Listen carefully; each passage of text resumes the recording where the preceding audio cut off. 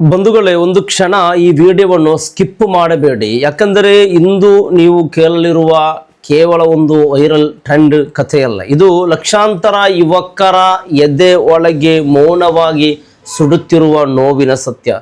ಕೈಯಲ್ಲಿ ಡಿಗ್ರಿ ಇದೆ, ಕಣ್ಣಲ್ಲಿ ಕನಸು ಇದೆ, ಆದರೆ ಭವಿಷ್ಯ ಮಾತ್ರ ಕತ್ತಲೆಯಾಗಿದೆ ಅನ್ನುವ ಭಾವನೆಯೊಂದಿಗೆ ಬದುಕುತ್ತಿರುವ ಒಂದು ತಲೆಮಾರಿನ ಮೌನ ಕಿರುಚಾಟ ಇದು. ಕೆಲವರು ಇದನ್ನು ಮೀಮ್ ಅಂತ ನೋಡಬಹುದು, ಕೆಲವರು ತಮಾಷೆ ಅಂತ ನಗಬಹುದು. ಆದರೆ ಈ ವಿಡಿಯೋ ಮುಗಿಯುವಷ್ಟರಲ್ಲಿ ನಿಮ್ಮ ಹೃದಯದಲ್ಲಿ ಏನಾದರೂ ಒಂದು ಬದಲಾವಣೆ ಆಗಬಹುದು. ಒಬ್ಬ ನಿರುದ್ಯೋಗಿ ಯುವಕನ ನೋವು ನಿಮಗೆ ಅರ್ಥವಾಗಬಹುದು. ಒಬ್ಬ ತಾಯಿಯ ಮೌನ ದುವಾ ನಿಮಗೆ ಕೇಳಿಸಬಹುದು. ಆದ್ದರಿಂದ ದಯವಿಟ್ಟು ಈ ವಿಡಿಯೋವನ್ನು ಕೊನೆಯ ತನಕ ನೋಡಿ. ಯಾಕಂದರೆ ಇದು ಕೇವಲ ಕಂಟೆಂಟ್ ಅಲ್ಲ, ಸಮಾಜ ಎಚ್ಚರಗೊಳ್ಳಬೇಕಾದ ಒಂದು ಸಂದೇಶ, ಒಂದು ವೈರಲ್ ಟ್ರೆಂಡ್ ಅಲ್ಲ. ಇದು ಸಾವಿರಾರು ಮನೆಗಳ ಮೌನ ಕಣ್ಣೀರಿನ ಧ್ವನಿ. ಇಂದು ಸೋಷಿಯಲ್ ಮೀಡಿಯಾದಲ್ಲಿ ಕಾಕ್ರೋಚ್ ಜನತಾ ಪಾರ್ಟಿ ಅನ್ನುವ ಹೆಸರು ಸದ್ದು ಮಾಡುತ್ತಿದೆ. ಕೆಲವರು ನಗುತ್ತಿದ್ದಾರೆ, ಕೆಲವರು ಇದನ್ನು ಮೀಮ್ ಅಂತ ನೋಡುತ್ತಿದ್ದಾರೆ. ಆದರೆ ಒಂದು ಕ್ಷಣ ಹೃದಯದ ಮೇಲೆ ಕೈಯಿಟ್ಟು ಯೋಚಿಸಿ ನೋಡಿ. ಈ ದೇಶದ ಲಕ್ಷಾಂತರ ಯುವಕರು ತಮ್ಮನ್ನೇ ಯಾಕೆ ಜಿರಳೆಯ ಜೊತೆ ಹೋಲಿಸಿಕೊಳ್ಳುತ್ತಿದ್ದಾರೆ ಮಟ್ಟಕ್ಕೆ ಬಂದರು? ಯಾವ ನೋವು ಅವರನ್ನು ಈ ಮಟ್ಟಕ್ಕೆ ತಳ್ಳಿತ್ತು? ಯಾವ ನಿರಾಶೆ ಅವರ ನಗುವಿನ ಹಿಂದೆ ಅಳುವನ್ನು ಅಡಗಿಸಿತು? ಇದು ಅನೇಕ ಯುವಕರು ತಮ್ಮ ಬಾಲ್ಯವನ್ನು ಆಟದಲ್ಲಿ ಕಳೆಯಲಿಲ್ಲ, ತಮ್ಮ ಯೌವನವನ್ನು ಸಂತೋಷದಲ್ಲಿ ಕಳೆಯಲಿಲ್ಲ. ಪುಸ್ತಕಗಳ ನಡುವೆ, ಪರೀಕ್ಷೆಗಳ ಒತ್ತಡದಲ್ಲಿ ಒಂದು ದಿನ ನಮ್ಮ ತಾಯಿ ತಂದೆಯ ಕನಸು ನನಸು ಮಾಡ್ತೀವಿ ಅನ್ನುವ ಆಶೆಯಲ್ಲಿ ಬದುಕಿದವರು. ಒಂದು ತಾಯಿ ತನ್ನ ಮಗ ಓದುತ್ತಿದ್ದಾಗ ಎಷ್ಟೋ ದುವಾ ಮಾಡಿದ್ದಾಳೆ, ಪ್ರಾರ್ಥನೆ ಮಾಡಿದ್ದಾಳೆ ಗೊತ್ತಾ? ಒಂದು ತಂದೆ ತನ್ನ ಮಗಳ ಫೀಸ್ ಕಟ್ಟಲು ಎಷ್ಟು ಕಷ್ಟಪಟ್ಟಿದ್ದಾನೆ ಗೊತ್ತಾ? ಎಷ್ಟು ಮನೆಗಳಲ್ಲಿ ತಾಯಿ ತನ್ನ ಚಿನ್ನವನ್ನು ಮಾರಿದ್ದಾಳೆ, ಎಷ್ಟು ತಂದೆಗಳು ಸಾಲ ಮಾಡಿ ಮಕ್ಕಳನ್ನು ಓದಿಸಿದ್ದಾರೆ. ಆದರೆ ವರ್ಷಗಳ ಪರಿಶ್ರಮದ ನಂತರ ಕೈಯಲ್ಲಿ ಡಿಗ್ರಿ ಹಿಡಿದು ನಿಂತ ಆ ಯುವಕರಿಗೆ ಸಮಾಜ ಕೇಳುತ್ತಿರುವ ಪ್ರಶ್ನೆ ಒಂದೇ: ಕೆಲಸ ಸಿಕ್ಕಿತಾ? ಮತ್ತು ಆ ಪ್ರಶ್ನೆಗೆ ಉತ್ತರ ಕೊಡಲಾಗದೆ ರಾತ್ರಿ ಮೌನವಾಗಿ ಅಳುತ್ತಿರುವ ಸಾವಿರಾರು ಯುವ ಹೃದಯಗಳು ಇಂದು ನಮ್ಮ ನಡುವೆ ಇವೆ. ಇದೇ ಕಾರಣಕ್ಕೆ ಕೆಲವರು ತಮ್ಮ ನೋವನ್ನು ಮೀಮ್ಸ್ ಮೂಲಕ ಕೇಳುತ್ತಿದ್ದಾರೆ, ವ್ಯಂಗ್ಯ ಚಿತ್ರ ಹಾಕುತ್ತಿದ್ದಾರೆ, ತಮ್ಮನ್ನೇ ಕಾಕ್ರೋಚ್ ಅಂತ ಕರೆಯುತ್ತಿದ್ದಾರೆ. ಯಾಕಂದರೆ ಸಮಾಜವು ತಮ್ಮ ಅಸ್ತಿತ್ವವನ್ನೇ ಗಮನಿಸುತ್ತಿಲ್ಲ ಅನ್ನುವ ನೋವು ಅವರೊಳಗೆ ತುಂಬಿಕೊಂಡಿದೆ. ಆದರೆ ಕೇಳಿ ಸಹೋದರರೇ, ಇದು ಹಿಂಸೆಯ ಚಳವಳಿ ಅಲ್ಲ, ಇದು ದ್ವೇಷದ ದಾರಿಯಲ್ಲ, ಇದು ಒಂದು ಮೌನ ಕಿರುಚಾಟ. ನಮ್ಮನ್ನು ಗಮನಿಸಿ, ನಮಗೂ ಗೌರವದಿಂದ ಬದುಕಲು ಅವಕಾಶ ಕೊಡಿ ಅನ್ನುವ ಮನವಿ. ಇಂದು ಯುವಕರು ಕಲ್ಲು ಹಿಡಿದು ರಸ್ತೆಗೆ ಬಂದಿಲ್ಲ, ಯಾರ ವಾಹನ ಸುಟ್ಟಿಲ್ಲ, ಯಾರ ಜೀವಕ್ಕೂ ಅಪಾಯ ಮಾಡಿಲ್ಲ.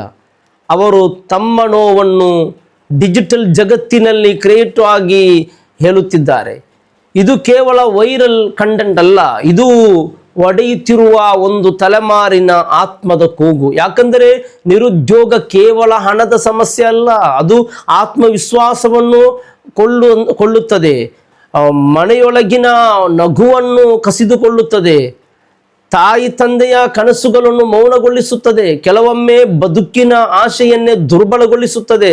ಮತ್ತು ಇದೇ ಸಮಯದಲ್ಲಿ ಇಸ್ಲಾಂ ನಮಗೆ ಒಂದು ಮಹಾನ್ ಪಾಠ ಕಲಿಸುತ್ತದೆ. ಅಲ್ಲಾಹ್ ಕುರ್ಆನ್ನಲ್ಲಿ ಹೇಳುತ್ತಾನೆ,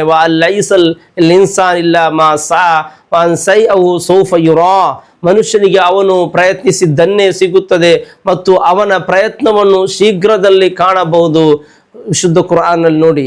ಅಂದರೆ ಒಬ್ಬ ಯುವಕನ ಪರಿಶ್ರಮ ಅಲ್ಲಾಹನ ಮುಂದೆ ಕಳೆದುಕೊಳ್ಳುವುದಿಲ್ಲ. ಪ್ರವಾದಿ ಮುಹಮ್ಮದ್ ಸಲ್ಲಲ್ಲಾಹು ಅಲೈಹಿ ವಸಲ್ಲಂ ಅವರು ಹೇಳಿದರು, ಅಲ್ಲನ್ ಯಖುದ ಅಹದುಕುಂ ಹಬ್ಲಹು ಫಯಅತಿಲ್ ಜಬಲ ಫಯಜೀഉ ಬಿಹುಜ್ಮತಿ ಅಂತ ಒಂದು ಹದೀಸಲ್ಲಿದೆ.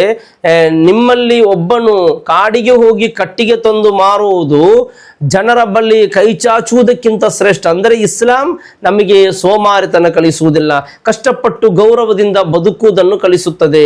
ಮತ್ತು ಪ್ರವಾದಿ ಸಲ್ಲಲ್ಲಾಹು ಅಲೈಹಿ ವಸಲ್ಲಂ ಮತ್ತೊಂದು ಹದೀಸ್ನಲ್ಲಿ ಹೇಳಿದರು, ಮರ್ರಾ ಮಿನ್ಕುಂ ಮುನ್ಕರಂ ಫಲ್ಯುಗಯ್ಯಿರ್ ಬಿಯದಿಹಿ ಫಇಲ್ಲಂ ಯಸ್ತತಇ ಫಬಿಲಿಸಾನಿಹಿ. ನಿಮ್ಮಲ್ಲಿ ಯಾರು ಅನ್ಯಾಯವನ್ನು ಕಂಡರೆ ಅದನ್ನು ತಡೆಯಿರಿ, ಹಾಗಾದಿದ್ದರೆ ಮಾತಿನ ಮೂಲಕ ವಿರೋಧಿಸಲಿ. ಯಾಕೆಂದರೆ ಯುವಕರು ತಮ್ಮ ನೋವನ್ನು ಶಾಂತಿಯುತವಾಗಿ ಧ್ವನಿಯಾಗಿಸುತ್ತಿದ್ದಾರೆ. ಅದರ ಹಿಂದೆ ಇರುವ ನೋವನ್ನು ನಾವು ಅರ್ಥ ಮಾಡಿಕೊಳ್ಳಬೇಕು.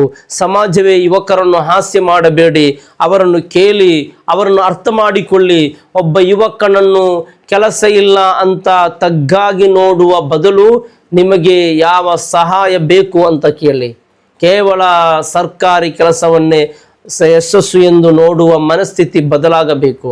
ಕೌಶಲ್ಯ, ವ್ಯಾಪಾರ, ಡಿಜಿಟಲ್ ಕೆಲಸ, ಹಲಾಲ್ ಪರಿಶ್ರಮ ಇವೆಲ್ಲವೂ ಗೌರವದ ದಾರಿಗಳು ಅನ್ನೋದನ್ನು ಕಲಿಸಬೇಕು. ಮತ್ತು ಯುವಕರೇ, ನಿಮ್ಮ ಈ ನೋವು ನಿಜ, ಆದರೆ ನಿಮ್ಮ ಮೌಲ್ಯ ಒಂದು ಉದ್ಯೋಗದ ಕಾಗದದಿಂದ ನಿರ್ಧಾರವಾಗುವುದಿಲ್ಲ. ನಿಮ್ಮ ಈಮಾನ್, ನಿಮ್ಮ ಪರಿಶ್ರಮ, ನಿಮ್ಮ ಸಹನೆ, ನಿಮ್ಮ ತಾಯಿ ತಂದೆಯ ದುಆ ಪ್ರಾರ್ಥನೆ, ಅದೇ ನಿಮ್ಮ ನಿಜವಾದ ಶಕ್ತಿ. ಪ್ರವಾದಿ ಸಲ್ಲಲ್ಲಾಹು ಅಲೈಹಿ ವಸಲ್ಲಂ ಅವರು ಹೇಳಿದರು, ಲಾ ತಜೂಲು ಕದಮ ಇಬ್ನ ಆದಮಿ ಯೌಮಲ್ ಕಿಯಾಮಾ ವನ್ ಶಬಾಬಿಹಿ ಫೀಮಾ ಅಬ್ಲಾಹು.